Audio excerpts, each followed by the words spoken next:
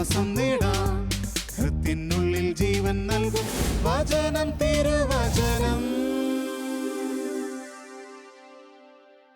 ദൈവപിതാവിൻ്റെ സ്നേഹവാത്സല്യവും ക്രിസ്തുവിൻ്റെ കരുണാകടാക്ഷവും പരിശുദ്ധാത്മാവിൻ്റെ നിറവും നിങ്ങളുടെ ജീവിതത്തിലുണ്ടാകട്ടെ.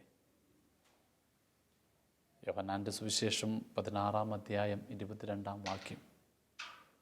നിങ്ങൾ ഇപ്പോൾ ദുഃഖിതരാണ്, എന്നാൽ വീണ്ടും നിങ്ങൾ എന്നെ കാണും. അപ്പോൾ നിങ്ങളുടെ ഹൃദയം സന്തോഷിക്കും. ആ സന്തോഷം ആരും നിങ്ങൾ എടുത്തു മാറ്റുകയില്ല.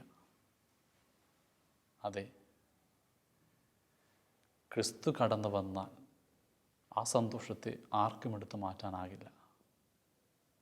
ദൈവത്തിൻ്റെ നിറവ ഏറ്റവും അഗാധമായ സന്തോഷം. രോഗത്തിനോ മരണത്തിനോ പോലും അതെടുത്ത് മാറ്റാനാകില്ല. ആ തിരിച്ചറിവിൻ്റെ വെട്ടം നമുക്ക് വേണം. ഓർക്കുകയാണ്, വർഷങ്ങൾക്ക് മുമ്പ് എൻ്റെ ഡയറിയിൽ എഴുതിയ ഒരു കൊച്ചു കവിത. ആശയം ഇങ്ങനെയാണ്: ഒരു സഞ്ചാരി യാത്ര പുറപ്പെട്ടു. സഞ്ചാരിയുടെ പേര് ഞാനെന്നായിരുന്നു, യാത്രയുടേത് ജീവിതമെന്നും. ഒരുപാട് ദൂരം യാത്ര ചെയ്തു സുഖം അന്വേഷിച്ച്. ശരീരത്തിൽ യൗവനവും ശിരസിൽ അറിവും രക്തത്തിൽ ഉന്മാദവും മടിശീലയിൽ പണവുമായിട്ടുള്ളൊരു യാത്ര. എന്നാൽ ജീവിതത്തിൻ്റെ ദുരന്താനുഭവങ്ങൾ പറഞ്ഞു, ഈ ജീവിതത്തിൽ സുഖമില്ലെന്ന്, സന്തോഷമില്ലെന്ന്. അങ്ങനെ നിരാശപ്പെട്ടും എവിടെയോ ഞാൻ തളർന്നിരുന്നു. അപ്പോൾ എനിക്ക് മനസ്സിലായി, എവിടെയെങ്കിലും ഒന്ന് സ്വസ്ഥമായിട്ടിരുന്നാൽ അതൊരു സുഖമാണെന്ന്. അപ്പോൾ ഉള്ളിലിരുന്നു കൊണ്ട് ആരോ പറഞ്ഞു, എന്നും സ്വസ്ഥമായിരിക്കാൻ ഇടം തരുന്ന ഹൃദയമുള്ളവനാണ് ദൈവമെന്ന്. ആ നിമിഷം ഞാൻ മനസ്സിലാക്കി, ദൈവം തന്നെയാണ് യഥാർത്ഥ സുഖം, സന്തോഷം. കവിതയല്ല, ഏതൊരു ദൈവവിശ്വാസികളുടെയും കണ്ടെത്തലാണിത്. ഈ ലോകത്ത് നാം അന്വേഷിക്കുന്ന എല്ലാ സുഖങ്ങൾക്കും അപ്പുറം ഒരിക്കലും നഷ്ടപ്പെടാത്ത സുഖം തരുന്നത് ദൈവത്തിൻ്റെ നിറവ് തന്നെയാണ്. ഇന്ന് ഒരുപാട് മനുഷ്യർ പലവിധ സുഖങ്ങളുടെ പിന്നാലെ പോകുന്നവരാണ്. മദ്യമൊരു ലഹരിയാണ്, വീഞ്ഞൊരു ലഹരിയാണ്, അതിൻ്റെ സുഖം അനുഭവിക്കുന്നവരുണ്ട്. എന്നാൽ അത് മാത്രമാണോ ലഹരി? അല്ല. പണം ഒരു ലഹരിയല്ലേ? അധികാരം ഒരു ലഹരിയല്ലേ? രതി ഒരു ലഹരിയല്ലേ? ഇതിൻ്റെ പിന്നാലെ പോകുന്ന എത്രയോ അധികം പേരുണ്ട്. ധനവാന്മാർക്ക് വീഞ്ഞിനേക്കാൾ ലഹരി പണം തന്നെയാണ്. ആ പണപ്പെട്ടി നെഞ്ചോട് ചേർത്ത് വെച്ചുകൊണ്ട് അവർ ജീവിക്കുന്നു. പണപ്പെട്ടിയുടെ താക്കോൽ അവരുടെ ജീവിതത്തിൽ ഉന്മാദമുണ്ടാക്കുന്നു. സ്വന്തം പ്രാണസഖിയെ ചേർത്ത് വയ്ക്കുന്നതിനേക്കാൾ സന്തോഷത്തോടെ അവൻ പേഴ്സ് ചേർത്ത് വയ്ക്കുന്നു. അവനെ സംബന്ധിച്ചിടത്തോളം പണം തന്നെയാണ് വീഞ്ഞിനേക്കാൾ ലഹരിയുള്ള ഒന്ന്. ഒരു രാഷ്ട്രീയക്കാരനെ സംബന്ധിച്ചിടത്തോളം അധികാരമാകാം അവൻ്റെ ലഹരി. ഒരുപക്ഷെ മദ്യത്തിനെതിരെ അവൻ കൊടിപിടിക്കുന്നുണ്ടാകും, സെമിനാറുകൾ നടത്തുന്നുണ്ടാകും, സത്യാഗ്രഹം ഇരിക്കുന്നുണ്ടാകും. പക്ഷേ അധികാരത്തിന് വേണ്ടി അവൻ എന്തും ചെയ്യും, ഏത് അതിക്രമവും പോലും. കാരണം വീഞ്ഞിനേക്കാൾ മദ്യത്തിനേക്കാൾ ലഹരി അവൻ അധികാരം കൊടുക്കുന്നുണ്ടാകും. കൂടാതെ ശാരീരിക ദൗർബല്യങ്ങൾ, രതി ചിലർക്ക് ലഹരിയായിട്ട് മാറാറുണ്ട്. ഇന്നത്തെ യുവതലമുറയുടെ ഏറ്റവും വലിയ വീഴ്ച അതാണ്. മൊബൈലിലൂടെ, ഇൻ്റർനെറ്റിലൂടെ, മറ്റു പല മാധ്യമങ്ങളിലൂടെ അതിൻ്റെ ദുരാസക്തിയിലേക്ക് പോകുന്നവരുണ്ട്. അതെ, അതും ചില ലഹരി തന്നെ. എന്നാൽ ഒരു വിശ്വാസിയെ സംബന്ധിച്ചിടത്തോളം മദ്യമോ വീഞ്ഞോ പണമോ അധികാരമോ ശാരീരിക ദൗർബല്യമോ ഒന്നുമല്ല ലഹരി.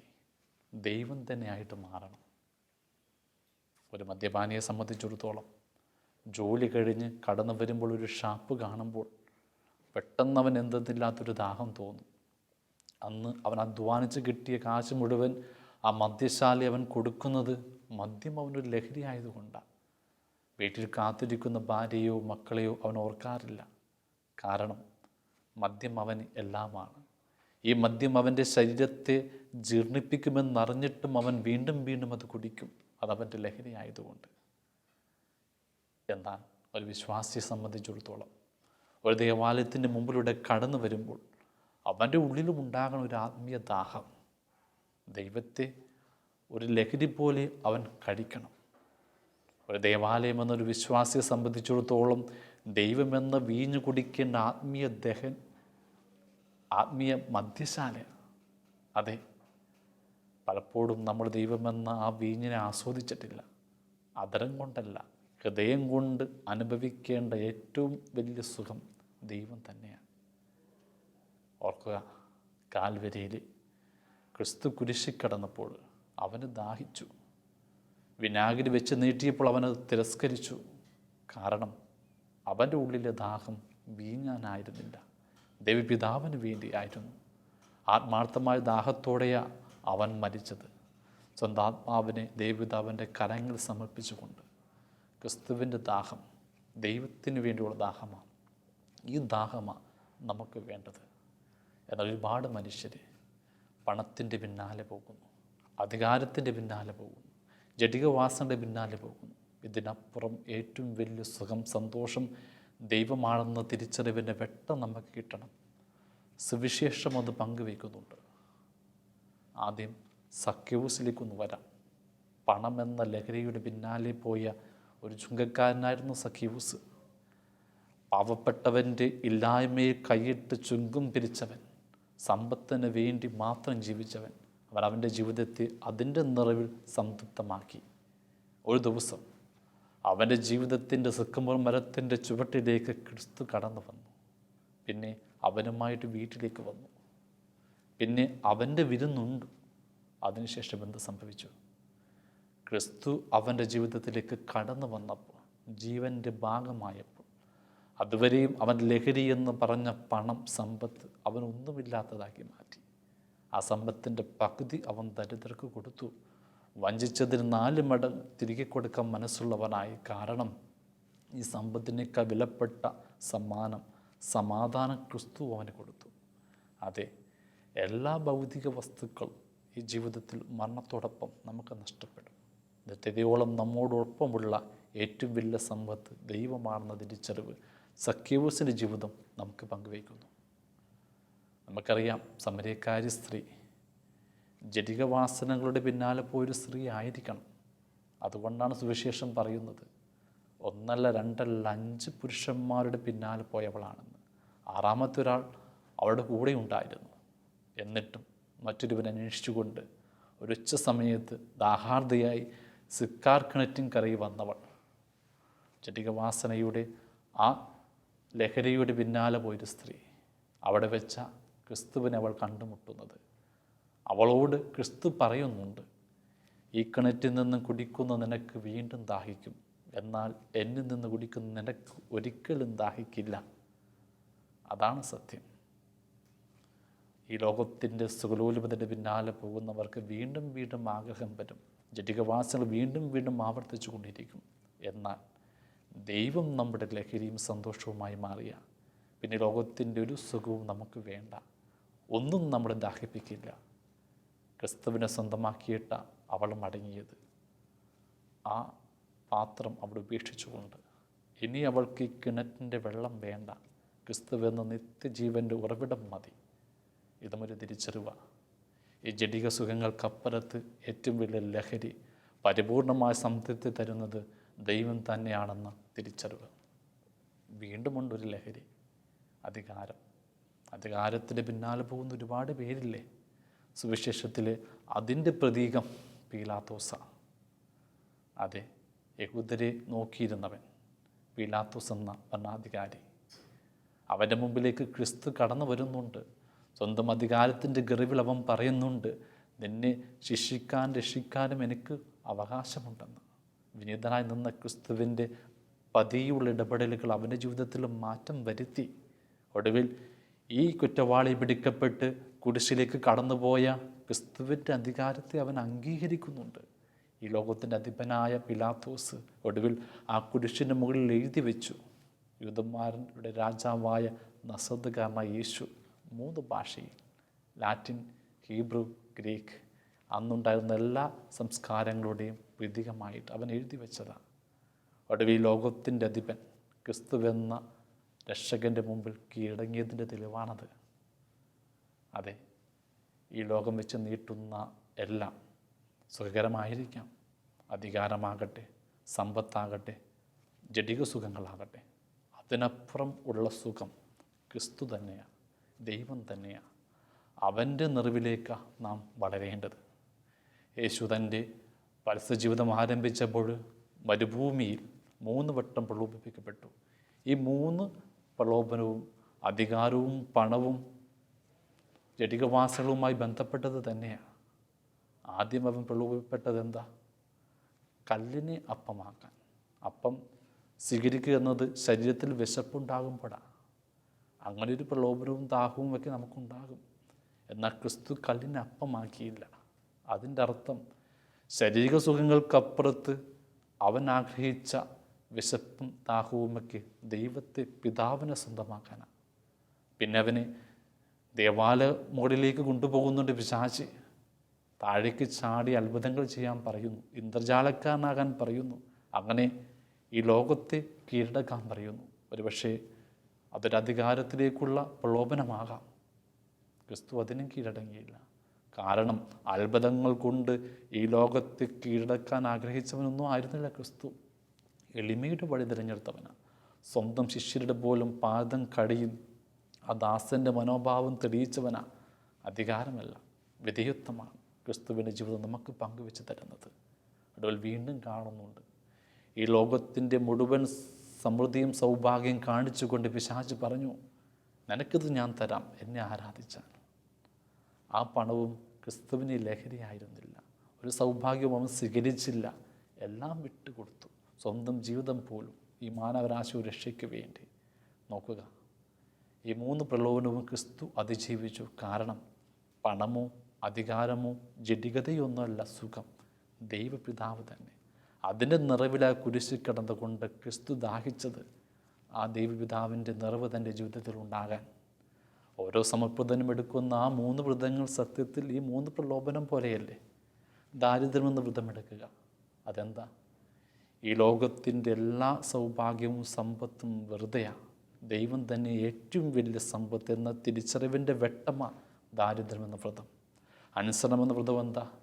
മനുഷ്യരായ മനുഷ്യരൊക്കെ ഒന്നാമതാകെ മത്സരിക്കുക. ആദിപാപം തന്നെ ദൈവത്തെപ്പോലെ ആഗ്രഹിച്ച മനുഷ്യരുടെ വീഴ്ചയാണ്. കായൽ അതിനു വേണ്ടി ആഗ്രഹിച്ചു, ബാബേൽ ഗോപുരം സൃഷ്ടിച്ച മനുഷ്യരും അത് ആഗ്രഹിച്ചു. മനുഷ്യരുടെ ജന്മവാസനയാണത്.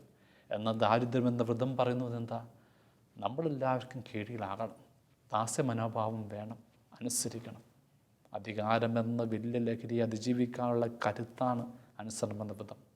വീണ്ടും ബ്രഹ്മചര്യമെന്ന വ്രതം, അത് പറയേണ്ടതില്ലല്ലോ.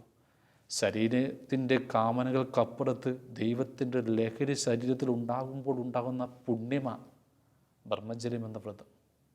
ഒരു സമർപ്പിതൻ ഈ 3 വ്രതവും പാലിക്കുമ്പോൾ അവൻ്റെ ജീവിതം കൊണ്ട് തെളിയിക്കേണ്ടത് എല്ലാ ലഹരിക്കും അപ്പുറം ദൈവമാണ് അവൻ്റെ ജീവിതത്തിൻ്റെ നിതാന്തമായ സന്തോഷമെന്നാണ്. ഫ്രാൻസിസ് ഒന്ന് ഓർക്കുക, യൗവനത്തിലാണ് ഫ്രാൻസിസ് മാനസാന്തരപ്പെട്ടത്. യൗവനമെന്ന് വെച്ചാൽ എല്ലാ സുഖങ്ങളും സ്വീകരിക്കാൻ പാകതയുള്ള പ്രായമാണ്. ആ പ്രായത്തിലാണ് അവനെല്ലാം ഉപേക്ഷിച്ചത്. അവനൊരു പട്ടുവ്യാപാരിയുടെ മകനാണ്, സമ്പത്തിന് നിറവില്ല. അത് ഉപേക്ഷിച്ചുകൊണ്ട് അവൻ ദാരിദ്ര്യത്തെ മണവാട്ടിയാക്കി മാറ്റി. അധികാരം മോഹിച്ചു ചെറുപ്പക്കാരൻ കൂടിയായിരുന്നവൻ മാടമ്പിയാകാൻ, യുദ്ധം ചെയ്ത് വിജയിക്കാൻ, കീർത്തി സ്വന്തമാക്കാൻ. എന്നാൽ പാതി വഴിയിൽ വെച്ചതിന് മനസ്സിലായി ഈ അധികാരമല്ല, അതിനപ്പുറം ദൈവത്തിൻ്റെ ദാസ്യവേളയാണ് വേണ്ടതെന്ന്. പിന്നെ ആ സന്യാസ ജീവിതത്തിലേക്ക് അവൻ കടന്നു വന്നു. ജഡികവാസകൾ അവൻ ഒരുപാട് ഉണ്ടാകുന്നുണ്ട്, പലവിധ പ്രലോഭനങ്ങൾ. ഒരു ദിവസം അവൻ മുൾച്ചെടിയിലേക്ക് പോലും എടുത്ത് ചാടുന്നുണ്ട് അതിനെ അതിജീവിക്കുവാൻ. മരണനിമിഷം ആ ജഡിക ആഗ്രഹത്തിനും അപ്പുറം അവൻ ഉയർന്നു. യക്കോബ എന്നൊരു സഹോദരി മരണക്കിടക്കയിൽ കാണാൻ വന്നപ്പോൾ സഹോദരൻ എന്ന അവൻ വിളിച്ചത്. ഉദാത്തമ നിലയിൽ ആ വ്യക്തിയെ കാണാൻ തക്ക വിധം അവൻ ആത്മീയത ഉണർന്നു. ഫ്രാൻസിസ് സത്യത്തിൽ ദൈവത്തിൻ്റെ ലഹരിയായിരുന്നു, ഇൻടോക്സിക്കേറ്റഡ് വിത്ത് ഗോഡ്. അതെ, ദൈവം നിറഞ്ഞു കഴിഞ്ഞപ്പോൾ എല്ലായിടത്തും ദൈവത്തെ കണ്ടു. ഒരു കല്ലെടുത്ത് മാറ്റിയപ്പോൾ അത് ദൈവത്തിൻ്റെ രൂപം. കിണറ്റിലേക്ക് നോക്കുമ്പോൾ ദൈവത്തിൻ്റെ പ്രതിബിംബം. പ്രപഞ്ചങ്ങളിൽ മുഴുവൻ ദൈവത്തിൻ്റെ നാമം മാത്രം കേട്ടവൻ, ദൈവത്തിൻ്റെ കണ്ണിൽ ഉരുകിയവൻ. അത് കണ്ടിട്ടാണ് ലിയോ പറഞ്ഞത്, സ്വയം അണങ്ങ്, അല്ലെങ്കിൽ ലോകത്തിൻ്റെ കത്ത് പിടിക്കുമെന്ന്. അത്രമാത്രം ദൈവത്തിൻ്റെ നിറവില ഫ്രാൻസിസ് അസീസി ജീവിച്ചത്. സത്യം, ഓരോ സമർപ്പിതരും ജീവിക്കേണ്ട വഴിയാണിത്. ഈ ലോകത്തിൻ്റെ എല്ലാ സൗഭാഗ്യങ്ങളും എല്ലാ ആനന്ദങ്ങളും ഒരു നാൾ നഷ്ടപ്പെടും. ദൈവം തന്നെയാണ് ഏറ്റവും വലിയ ലഹരി എന്ന തിരിച്ചറിവ് നമുക്ക് വേണം. യേശു ആദ്യം ചെയ്ത അത്ഭുതം കാനായില്ല. അവിടെ അവൻ വെള്ളത്തെയാണ് വീഞ്ഞാക്കി മാറ്റിയത്. വെറും വെള്ളം ക്രിസ്തു ഒന്ന് തൊട്ടപ്പോൾ വീഞ്ഞിൻ്റെ ലഹരിയായിട്ട് മാറി. ചില ജീവിതങ്ങളിലേക്ക് ദൈവം ഒന്ന് കടന്നു വന്നാൽ, ഒന്ന് തൊട്ടാൽ ഉണ്ടാകുന്ന മാറ്റമാണിത്. അവസാനം വരെ നല്ല വീഞ്ഞ് കൈമാറിയെന്ന ആ വീട്ടുടമസ്ഥൻ അതിനെക്കുറിച്ച് പറഞ്ഞത്, ക്രിസ്തുവിൻ്റെ സ്പർശനം, നിറവ് നമ്മുടെ ജീവിതത്തിൽ ഉണ്ടായാൽ ഒരു ആത്മീയ ലഹരിയിലേക്ക് നമ്മൾ ഉയരും. യേശു ആദ്യം ചെയ്ത അത്ഭുതം അതാ. മരിക്കുന്നതിന് മുമ്പ് അവനൊരു അന്ത്യത്താഴ വേളയിൽ സ്വയം രക്തമാക്കി മാറ്റി, വീഞ്ഞിനെ എടുത്തുകൊണ്ട്. അതെ, ആദ്യം വെള്ളത്തെ വീഞ്ഞാക്കി മാറ്റി, പിന്നെ വീഞ്ഞിനെ അവൻ്റെ രക്തമാക്കി മാറ്റി. കുറേ കൂടി ഉദാത്തമായ ലഹരി ജീവിതം അവൻ കൈമാറി. ഓർക്കുക, പത്രോസ് യേശുദ്ധനായിട്ട് കടന്നു വന്നപ്പോൾ ആ തിബേരിയസ് കടത്തീരത്ത് വെച്ച് കണ്ടുമുട്ടുന്നുണ്ട് ഈ പത്രോസിനെ. യേശു അപ്പോൾ അവനോട് ചോദിക്കുന്നുണ്ട്, നീ എന്നെ സ്നേഹിക്കുന്നുവോ എന്ന്. ഒന്നല്ല 3 വട്ടമാണ് ചോദിച്ചത്. 3 വട്ടം തന്നെ തള്ളിപ്പറഞ്ഞ പത്രോസിന് പകരമായിട്ട് ചോദിച്ചതാണെന്ന് പലരും വ്യാഖ്യാനിക്കുന്നു. അത് മാത്രമാണോ? ഒന്ന് ഓർത്തു നോക്കുക. ആ തിബേരിയസ് കടൽ തീരം, അവൻ മീൻ പിടിക്കാൻ പോയതാ, മീനുമായിട്ടാണ് വന്നത്. കൂടെ സഹോദരങ്ങളൊക്കെ ഉണ്ട്. അപ്പോൾ യേശുവുണ്ട്, മീനുണ്ട്, പത്രോസുണ്ട്, സഹോദരന്മാരുണ്ട്. യേശു ആദ്യം ചോദിച്ചു, നീ എന്നെ സ്നേഹിക്കുന്നുവോ? എന്തായിരിക്കും അത്? അടുത്തുണ്ടായിരുന്ന മത്സ്യത്തേക്കാൾ കൂടുതലായിട്ട് നീ എന്നെ സ്നേഹിക്കുന്നുവോ? മത്സ്യം ഒരു പ്രതീകമാണ്, പണം, സമ്പത്തിൻ്റെ പ്രതീകം. അതിനപ്പുറം നീ ദൈവത്തെ സ്നേഹിക്കണം. വീണ്ടും പറഞ്ഞു, നീ എന്നെ സ്നേഹിക്കുന്നുവോ? കൂടെയുണ്ടാകുന്ന സഹോദരങ്ങളെ ചൂണ്ടി. അവൻ ശിഷ്യശ്രേഷ്ഠനാ, അധികാരം കയ്യിലുള്ളവനാ. അവരെക്കാൾ കൂടുതലായിട്ട് യേശുവിനെ സ്നേഹിക്കണം. അധികാരത്തിൽ നമ്മപ്പുറം തൻ്റെ സ്നേഹം ദൃഢമാകണമെന്ന യേശു 2ാമത് ചോദിച്ചത്. 3ാമത് ചോദിച്ചു, നീ എന്നെ സ്നേഹിക്കുന്നുവോ? നിന്നേക്കാൾ കൂടുതലായി. അതെ, നമ്മുടെ ശരീരമോ വാസനകൾ, താല്പര്യങ്ങൾ, അതിനേക്കാൾ അപ്പുറത്തായിട്ട് നാം ക്രിസ്തുവിനെ സ്നേഹിക്കേണ്ടതുണ്ട്. അതെ, പണവും അധികാരവും ജടികവാസനകൾക്കും അപ്പുറത്ത് ദൈവം നമ്മുടെ സ്നേഹമാകണം, ദൈവം നമ്മുടെ ലഹരിയാകണം. അതാണ് ഏറ്റവും ഉത്കൃഷ്ടമായ ജീവിതത്തിൻ്റെ ഉന്നതി. ഈ പത്രോസിന് പിന്നെ എന്ത് സംഭവിക്കും നമുക്കറിയാം. അവൻ തൻ്റെ സഹോദരങ്ങളോടൊപ്പം പ്രാർത്ഥിച്ചു കൊണ്ടിരുന്നപ്പോൾ പരിശുദ്ധാത്മാവ് ഇറങ്ങി വന്നു, അഗ്നിയായി, നാവായി. പിന്നെ അവൻ വചനം പ്രഘോഷിക്കാൻ ആരംഭിച്ചു. അനേകരുടെ മുമ്പിൽ അവൻ വചനം പ്രഘോഷിച്ചപ്പോൾ അവനെ കണ്ടിട്ട് ചിലർ പറഞ്ഞു, ഇതാ പൊതു വീഞ്ഞ് കുടിച്ചതുപോലെ ഇവൻ ലഹരിയിലാണെന്ന്. വീഞ്ഞല്ലത്, ദൈവത്തിൻ്റെ നിറവായിരുന്നത്. ദൈവം നിറഞ്ഞു കഴിഞ്ഞപ്പോൾ അവനൊരു ഉന്മത്തതയിലെത്തി, ലഹരിയുടെ തീവ്രതയിൽ. സത്യം പറഞ്ഞാൽ എഫെസോസുകാർക്ക് എഴുതിയ ലേഖനത്തിൽ പൗലോസ് അപ്പോസ്തലൻ ഓർമ്മിപ്പിക്കുന്നില്ലേ, നിങ്ങൾ വീഞ്ഞു കുടിച്ച് ഉന്മത്തരാകരുത്, അതിൽ ദുരാസക്തിയുണ്ട്, എന്നാൽ പരിശുദ്ധാത്മാവിൻ്റെ നിറവിനെന്ന്. അതെ, ഈ ലോകം വെച്ച് നീട്ടുന്ന ഒരുപാട് ലഹരിയുടെ ചുറ്റുമാണ് നമ്മൾ. പണം, അധികാരം, ജടികവാസന. എന്നാൽ അതല്ല നമ്മുടെ ലഹരി, ദൈവം തന്നെ. ഒരു മദ്യപാനി മദ്യശാല മുമ്പിലേക്ക് കടന്നുപോയി ആ മദ്യം കുടിക്കുന്നതിനേക്കാൾ തീവ്രമായിട്ടും ഓരോ ക്രിസ്ത്യാനിയും ദേവാലയത്തിലേക്ക് കടന്നു വരണം. ദൈവമെന്ന ആത്മീയ ലഹരി കുടിച്ച് നിർവൃതിയിലേക്ക് വരണം. ഒരു അമ്മ ദേവാലയത്തിൽ എന്നും പ്രാർത്ഥിച്ചു കൊണ്ടിരിക്കുക, പ്രാർത്ഥനയുടെ തീവ്രതയിലാണ്. ഏതൊരു മനുഷ്യൻ കടന്നു വന്നിട്ട് ഈ അമ്മയോട് പുച്ഛത്തോടെ പറഞ്ഞു, അമ്മേ, എന്നും പ്രാർത്ഥിക്കുന്നു ഞാൻ കാണുന്നുണ്ട്, ദൈവത്തിന് ഈ പ്രാർത്ഥനയുടെ ആവശ്യമൊന്നുമില്ല. ചിരിച്ചുകൊണ്ടാണ് അപ്പോഴമ്മ പറഞ്ഞത്, എനിക്കറിയാം എൻ്റെ പ്രാർത്ഥന ദൈവത്തിന് ആവശ്യമില്ലെന്ന്, പക്ഷേ എനിക്ക് ദൈവത്തെ ആവശ്യമുണ്ട്, അതുകൊണ്ടാണ് ഞാൻ പ്രാർത്ഥിക്കുന്നത്. വെറുതെ ഇരിക്കുമ്പോൾ ഉള്ളിൽ ദൈവത്തിൻ്റെ ഒരു സാന്നിധ്യം നമ്മൾ അനുഭവിക്കുന്നുണ്ടെങ്കിൽ, ജപമാല കയ്യിലെടുക്കുമ്പോൾ ഉള്ളിലൊരു ആനന്ദം തുടങ്ങുന്നുണ്ടെങ്കിൽ, കണ്ണടച്ച് വെറുതെ ക്രിസ്തുവിൻ്റെ ആ ക്രൂശിത രൂപത്തെ മനസ്സിൽ കാണുമ്പോൾ ഒരു നിർവൃതി രൂപപ്പെടുന്നുണ്ടെങ്കിൽ, ബൈബിൾ വായിക്കുമ്പോൾ എന്തെന്നില്ലാത്തൊരു സാന്ത്വനം രൂപപ്പെടുന്നുണ്ടെങ്കിൽ, അതിൻ്റെ അർത്ഥം ദൈവമെന്ന ലഹരി നമ്മളിൽ പടരുന്നുവെന്ന. അതങ്ങോട്ട് പടരട്ടെ. ഏറ്റവും വലിയ സുഖം ദൈവം തന്നെയാണ്. ദൈവം നമ്മുടെ ജീവിതത്തിലേക്ക് കടന്നു വന്നാൽ ആ സന്തോഷത്തെ ആർക്കും എടുത്ത് മാറ്റാനാകില്ല. രോഗത്തിനോ മരണത്തിനോ എടുത്ത് മാറ്റാനാകാത്ത ആ ദൈവം എന്ന ആനന്ദത്തെ നമുക്ക് അനുഭവിക്കാം. ഫ്രാൻസിസ് അസീസി പറഞ്ഞു, ദൈവത്തോടൊപ്പമാണ് നമ്മളെങ്കിൽ ദൈവം 3 കൃപകൾ നമുക്ക് തരും. ഒന്ന്, മരണമില്ലാത്ത ജീവിതം, ബലപ്രയോഗമില്ലാത്ത ശക്തി, ഒടുവിൽ വീഞ്ഞു കൂടാതെയുള്ള ലഹരി. അതെ, വീഞ്ഞു കൂടാതെയുള്ള ലഹരി ദൈവം തന്നെയാണ്.